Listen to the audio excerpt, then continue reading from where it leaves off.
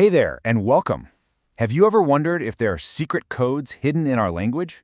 I'm not talking about some kind of conspiracy, but the real subtle patterns in how we all speak and write. Well, today we're diving into this really cool field that's all about uncovering those patterns, corpus linguistics.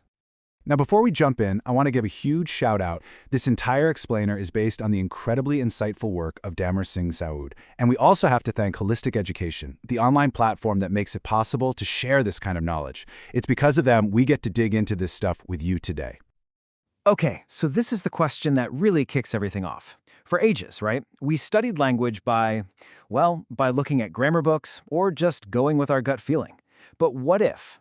What if we could analyze millions of words at once? I'm talking everything from news articles to casual conversations. What secrets would our language start to spill?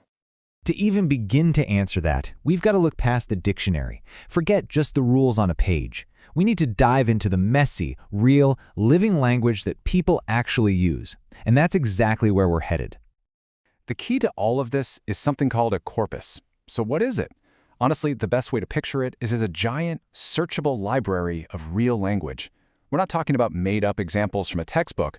We're talking about the real deal, written, spoken, digital, all collected and ready for analysis. And that's what corpus linguistics is all about. It's a total game changer. Instead of just guessing or relying on intuition about how language works, this is a data-driven approach. It uses all that evidence from the corpus to show us what we actually say and write. And in doing so, it reveals these incredible patterns that you would just never see otherwise. So, what makes this so powerful? Well, first off, it's all about real language, not some made-up sentences. It's this cool mix of counting things, the quantitative part, and understanding the context, the qualitative part. It uses some seriously powerful software to find patterns you'd never spot on your own. And here's the kicker. Because it's based on data, anyone can check the work. The findings are verifiable. It's like turning language study into a real science. Okay, now this is where it gets really interesting.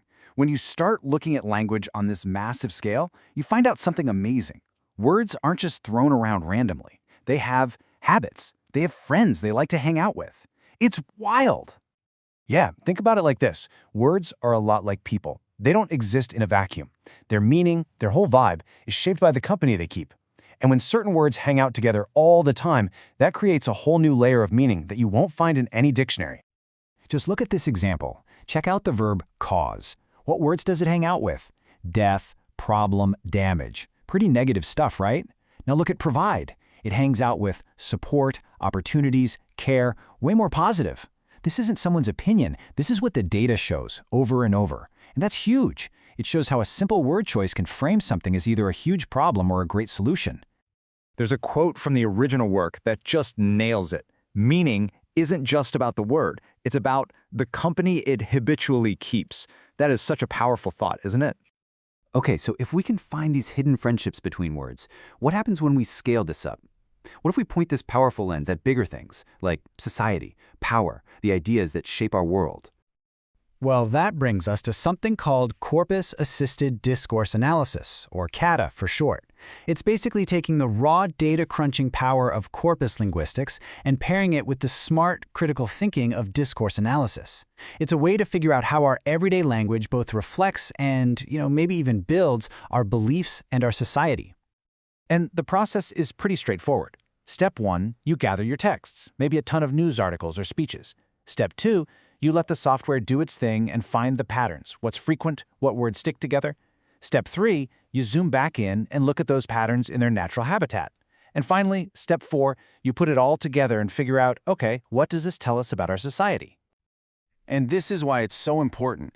CADA completely changes how we talk about social issues. It takes us from a subjective, I feel like this topic gets a lot of negative press, to a factual, look, here's the evidence from thousands of sources showing a clear pattern of negative language. It's an absolute game changer. You're replacing hunches with hard evidence. But wait, there's more. This isn't just for analyzing society. The same data-driven thinking is causing a huge revolution in, of all places, the classroom, specifically in how we teach and learn languages. The tool for this is called a learner corpus. It's exactly what it sounds like, a collection of texts, essays, presentations, you name it, all created by language learners. It's like having a direct window into a student's brain, letting us see exactly what they're struggling with, what they're getting right, and how they're progressing. And it's incredibly practical. A teacher can analyze one of these corpora and stop guessing. They can see with cold, hard data what the most common mistakes are. Like here, you can see that using articles, and, the, is the biggest hurdle. So what does the teacher do? They can create a lesson that targets that exact problem. It's super efficient. But it gets even cooler. The big idea here is what's called data-driven learning, or DDL. This is where you actually give these tools to the students. You turn them into little language detectives. They get to dig into the real data themselves and discover the patterns. Talk about an empowering way to learn, right?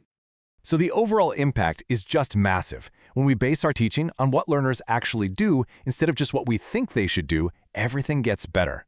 We can create textbooks that hit on real-world problems, build fairer tests, and just make our lessons way, way more effective. So, we've come full circle. We now have this incredibly powerful new way to look at language, which leaves us with one last big question to chew on. What unspoken truths are hiding in plain sight in our own words? What biases, what beliefs, what secret patterns are just waiting there in the language we use every single day? It's definitely something to think about. Thanks so much for joining me for this explainer.